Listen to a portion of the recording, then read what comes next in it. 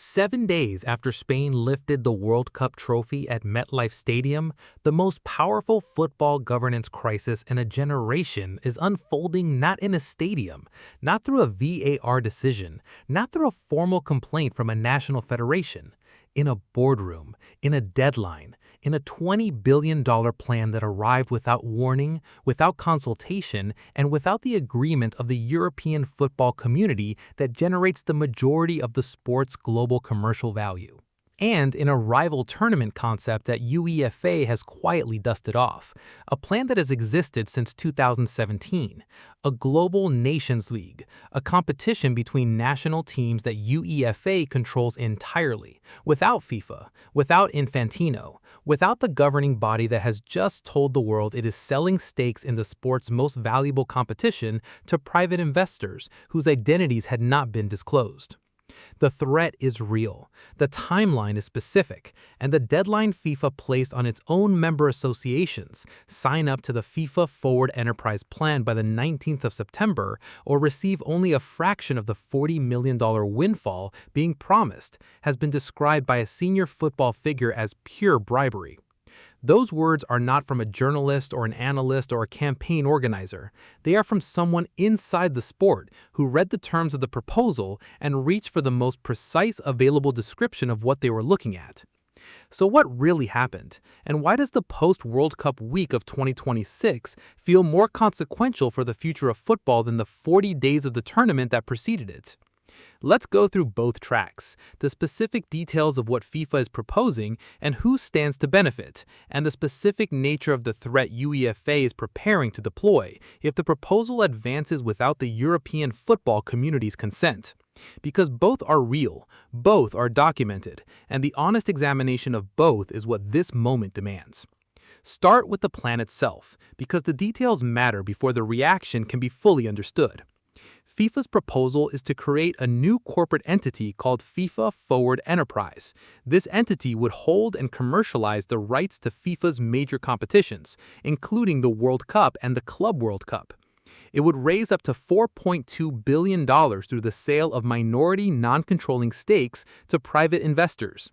The initial equity valuation of the entity is $20 billion. The investors who would hold those minority stakes would purchase them at that valuation.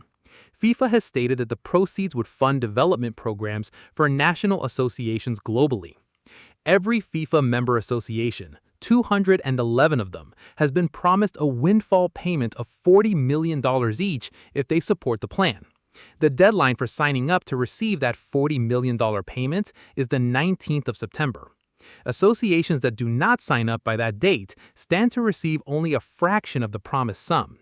The structure of the offer, a significant financial payment in exchange for support with a deadline that compresses the decision-making timeline, is what prompted the football figure quoted in one of the reporting outlets to use the phrase pure bribery.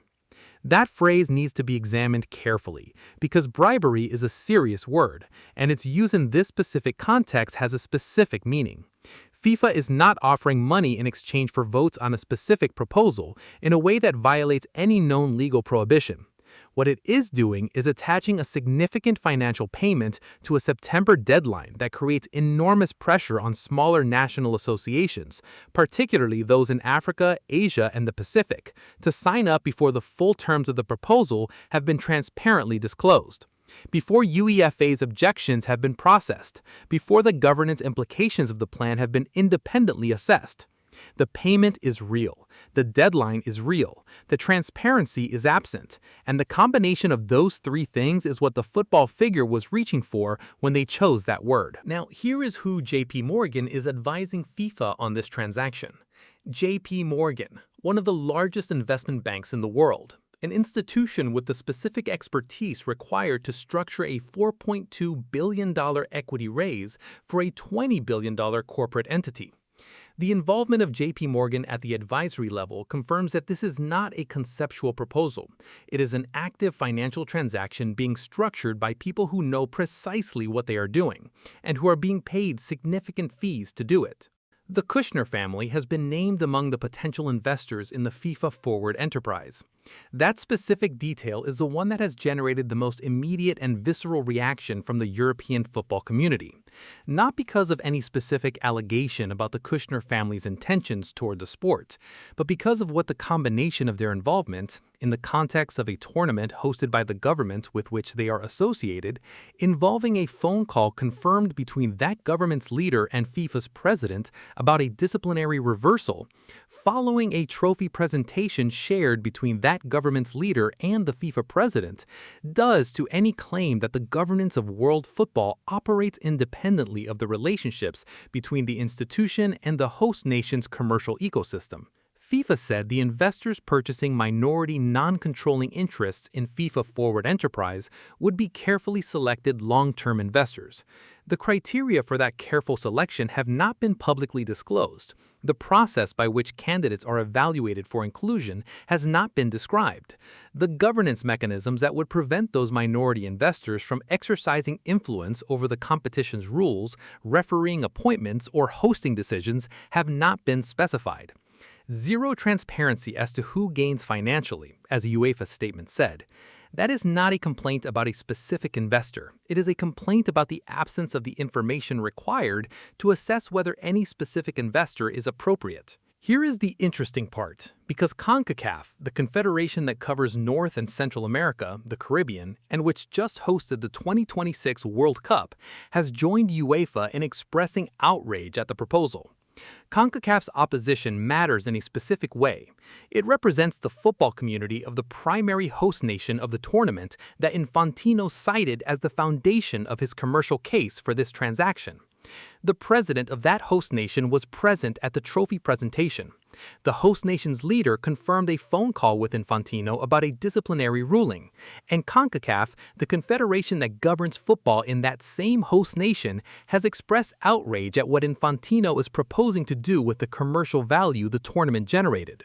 The English Football Association said it was deeply concerned about the lack of process and governance to get to this point, and the apparent substance and principles involved. The English FA does not use language like deeply concerned casually. These are the words of an institution that has read what is being proposed and determined that the manner of its proposal, without consultation, without a governance process, with a deadline attached to a financial payment, represents a failure of the institutional standards that should govern decisions of this magnitude. Now, here is the moment where the crisis escalates from a dispute about a commercial proposal to something considerably more significant. UEFA has a contingency plan, a rival tournament concept, a global nations league, a competition between national teams played across a European confederation's jurisdiction and potentially extended to include other confederations that UEFA first conceived and discussed in 2017, and that has now been revived as a specific contingency if the FIFA row escalates beyond what UEFA is willing to absorb. The Global Nations League concept is not simply a competitive threat to the World Cup's commercial position. It is a structural claim about where the authority to organize elite international football actually resides. If UEFA stages a major international tournament between national teams, with Europe's top nations potentially joined by South American, African, and Asian confederations that share UEFA's opposition to the FIFA Forward enterprise plan, it creates a competing ecosystem of elite international football that does not require FIFA's participation, FIFA's commercial infrastructure, or FIFA's president's approval. The threat is not that UEFA will replace the World Cup tomorrow. The threat is that if FIFA proceeds with the FIFA Forward enterprise plan without European consent, UEFA has an existing alternative to offer the clubs, players, broadcasters, and sponsors who currently depend on FIFA's competition calendar. The $40 million payment offered to smaller associations becomes less powerful when the European football community, which generates the majority of global football's commercial value, has an alternative competition to anchor its revenue model. The Czech FA president David Trunda's support for the plan is the specific detail that complicates UEFA's internal solidarity. Trunda is a UEFA member. His federation sits within the European football community, and he described the FIFA Forward enterprise as positive for the development of European football. That endorsement from inside UEFA's own membership is the opening FIFA will use to argue that European opposition is not unanimous, that the governing body is speaking for the large, wealthy associations, while the smaller members welcome the development funding the plan promises. That argument has genuine surface appeal. $40 million is a significant sum for a smaller national association. The promise of development funding for football infrastructure in countries where professional football barely exists is not empty language. FIFA's Forward program has delivered real money to real development projects. The appeal of the plan to smaller associations, particularly those in Africa, Asia, and the Pacific, is understandable precisely because the development funding it promises would make a material difference to how football is organized and developed in their territories. But here's the counterargument that Trunda's endorsement cannot resolve. The $40 million payment is conditioned on signing up by September. The governance terms of the plan, who the investors are, what rights they hold, what influence they can exercise, have not been transparently disclosed. Signing up to a financial arrangement whose full governance implications are not visible by a deadline attached to a payment that rewards speed over deliberation is precisely the dynamic that the English FA was describing when it said it was deeply concerned about the lack of process and governance to get to this point. The payment is real, the deadline is real, the transparency is absent. Here is the shareable sentence. An institution that described itself as the official happiness provider to humanity valued the right to run the World Cup at $20 billion, offered its member associations $40 million each to sign up before the governance terms were disclosed, and is now watching the continental governing body of European football dust off a rival tournament concept because it believes the soul of the game is being sold without its consent. That sentence is the summary, not an allegation of corruption, a description of what is happening stated in the terms that the documents and statements confirm. What happens next depends on whether UEFA solidarity holds.